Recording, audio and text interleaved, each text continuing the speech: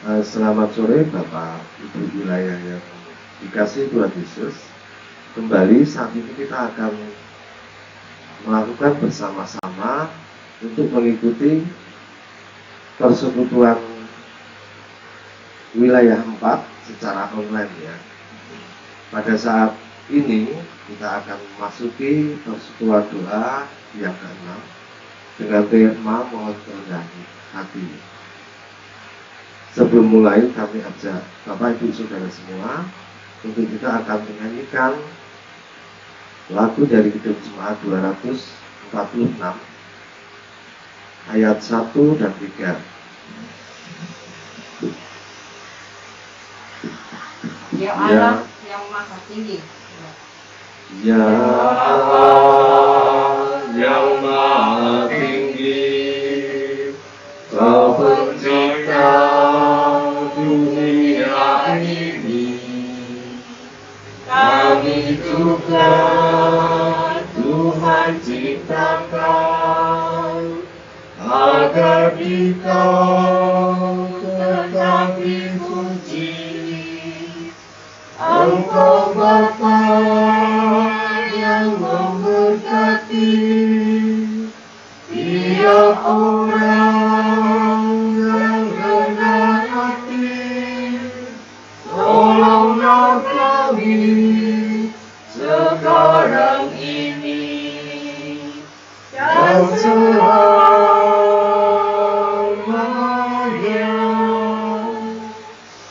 Ya Allah yang Maha Suci, Engkau turun ke dunia ini. Kau menyala bagaikan api, memurnikan nurani kami, menguburkan semangat kami, agar kami menjadi berani. Utuslah kami ke dunia ini dengan kuasa-Mu.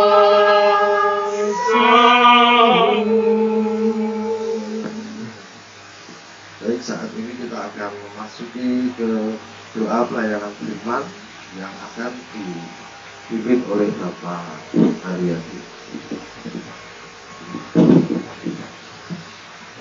Bapak Ibu yang dikasihi Tuhan, selamat sore. Mari sebelum kita membaca firman, kita menghadap Tuhan di dalam doa. Tuhan Allah Bapa kami yang di surga, terima kasih Tuhan. Tuhan telah menuntun kami sehingga kami bisa berkumpul secara online di wilayah 4. Bapak, sebentar lagi kami akan mendengarkan firman-Mu. Bukalah mata hati kami, tuntunlah kami dengan Roh-Mu yang kudus, sehingga kami bisa mengerti akan firman-Mu, terlebih juga bisa melaksanakan di dalam kehidupan kami sehari-hari. Berfirmanlah ya Tuhan, kami siap mendengarkan. Di dalam nama Tuhan Yesus Kristus kami berdoa. Amin.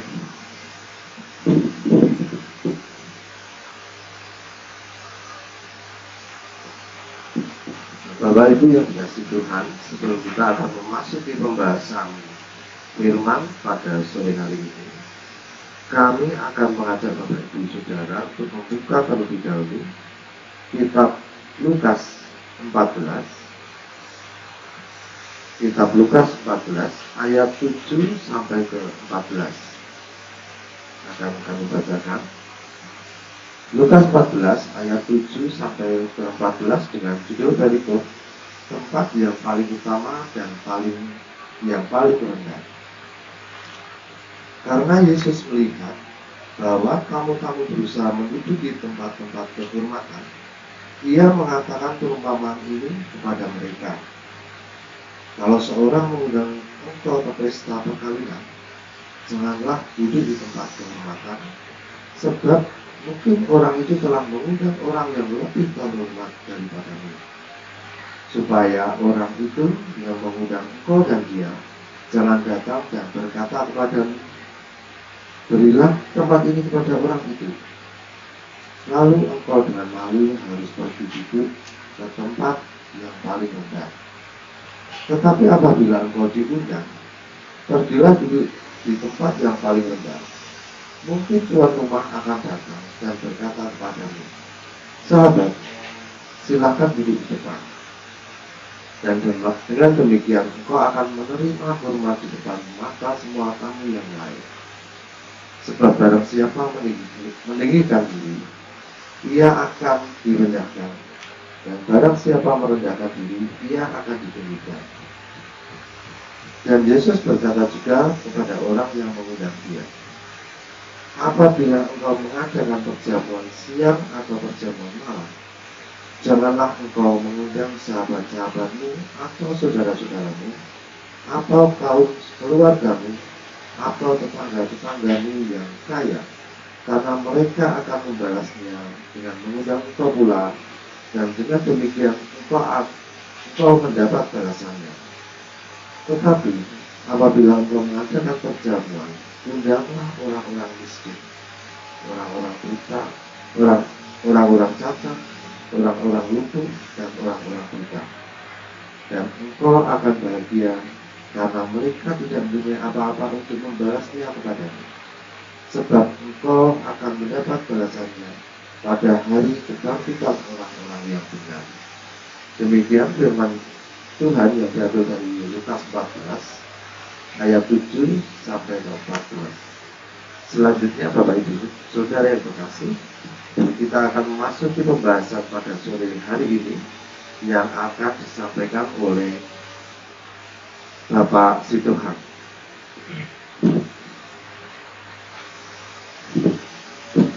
Terima kasih Bapak Rindo yang telah memberikan waktu kepada saya.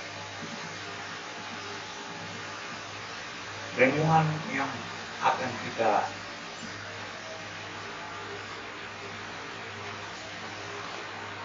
sampaikan pada saat ini adalah renungan yang sudah ditentukan dari LPP dengan judul Renungan Mohon Kerendahan Hati.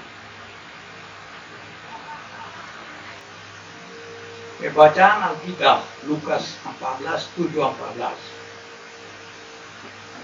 Bacaan Lukas 7:14 dan bacaan di atas kita ambil kesimpulan dari ayat 11 yang menyatakan, barang siapa meninggikan diri, ia akan direndahkan, dan barang siapa merendahkan diri, dia akan ditinggikan.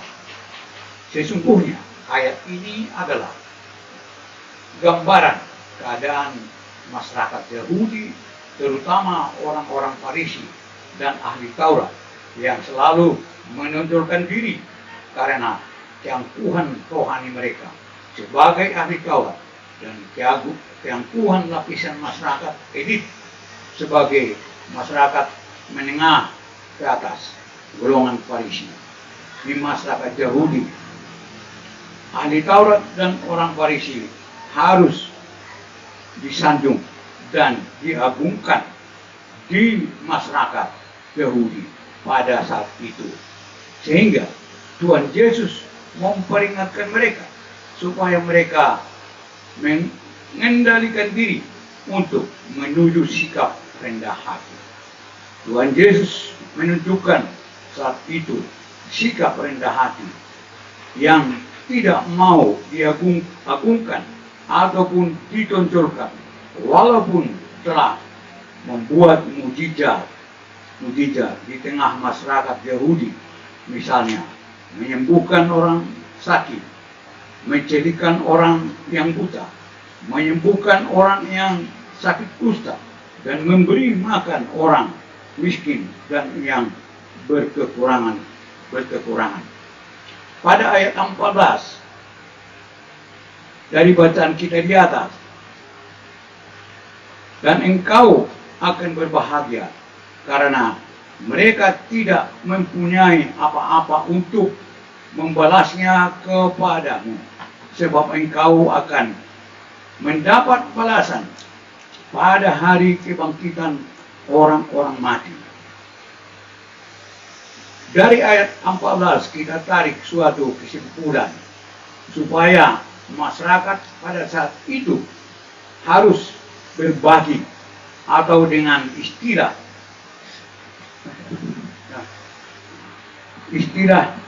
Sekarang. Ini sekarang. istilah sekarang Memberi sedekah. memberi sedekah kepada orang-orang yang sangat membutuhkan uluran tangan, sebagaimana yang telah diperhatikan oleh Tuhan Yesus yang memperhatikan orang-orang yang terpinggir pada saat itu. Misalnya orang miskin, orang penyakitan, orang kerasukan setan, orang sakit lumpuh, dan memberi makan orang-orang berkekurangan. Itulah gambaran masyarakat pada saat itu, dan yang gambaran masyarakat kita pada saat ini yang masyarakat kita pada saat ini yang perlu uluran bantuan pada saat dilanda bencana COVID-19. Kembali ke ayat 11 yaitu keangkuhan rohani yang digambarkan oleh golongan ahli Taurat dan orang Farisi, dan di masyarakat kita juga ada terdapat. Bila mana kita lihat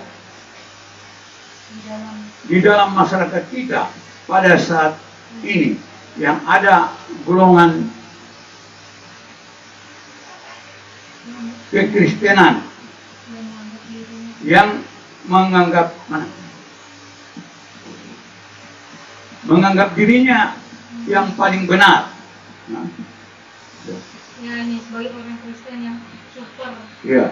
Ataupun orang Kristen yang super, atau orang Kristen yang menganggap dirinya paling benar karena bisa berbahasa roh yang dapat mengarah kepada kesombongan rohani.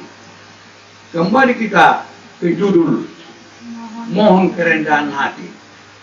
Baiklah kita membaca firman Tuhan yang terambil dari Galatia 5 pasal 5 ayat 22 tentang buah roh ialah kasih, sukacita, damai sejahtera, kesabaran, kemurahan, kebaikan, kesetiaan, kelemah lembutan, penguasaan diri, sebagaimana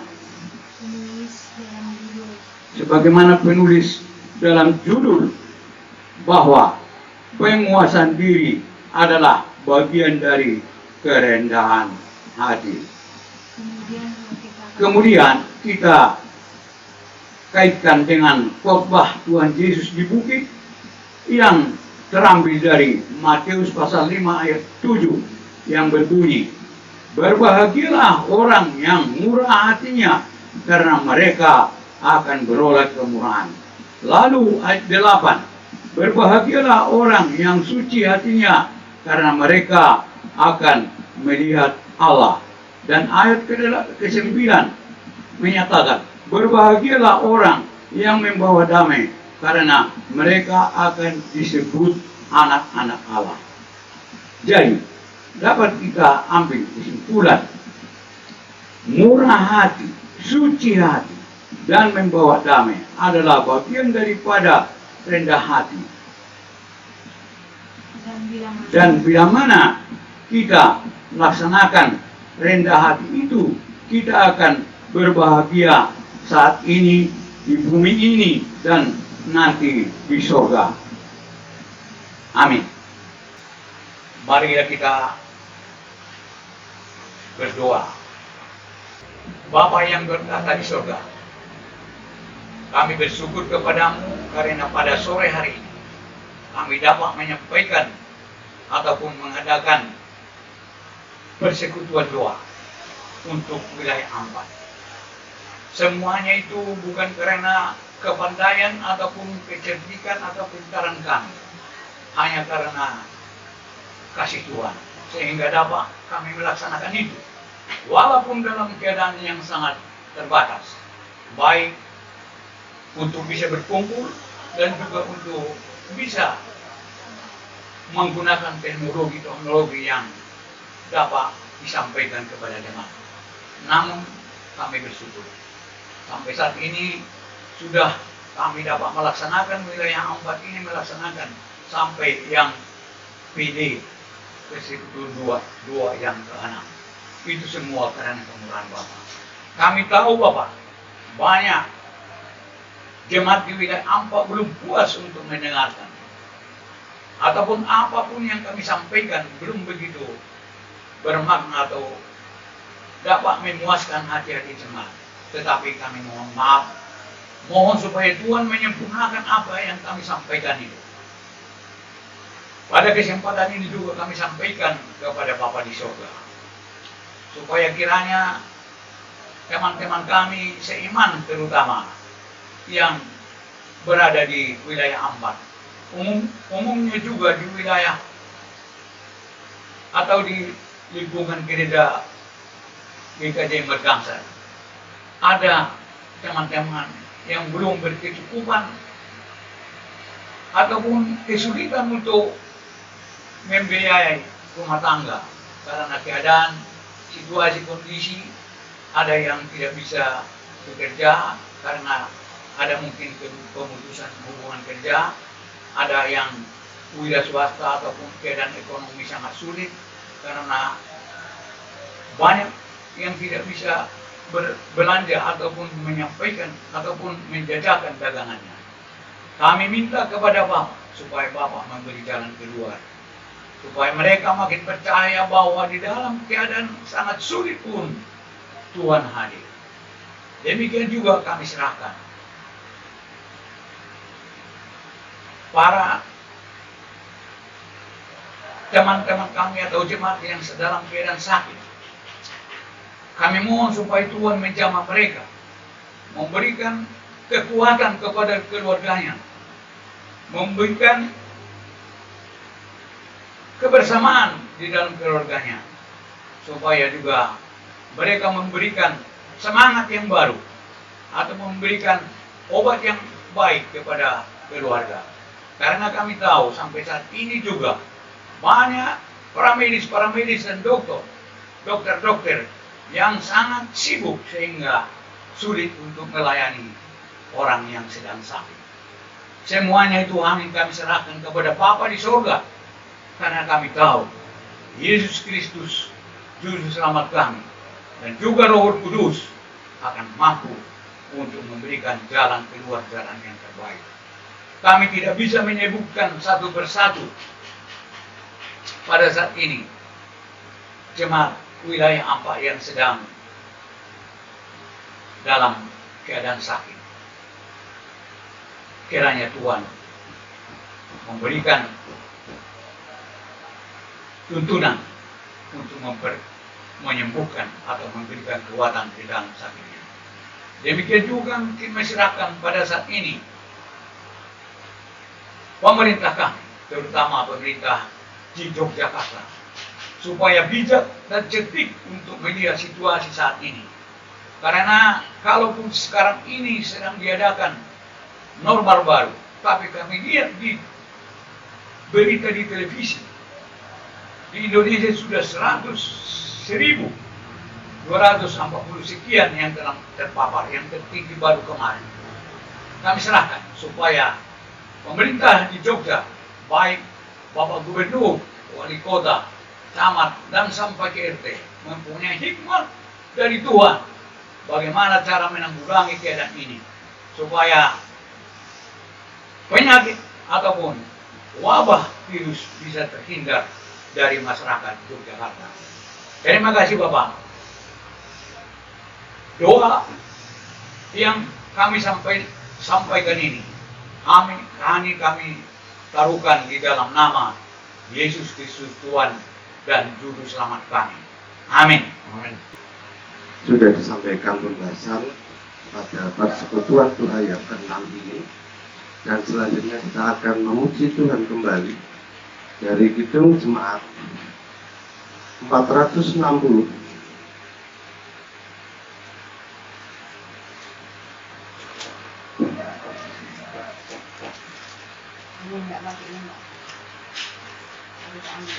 Ayat berapa?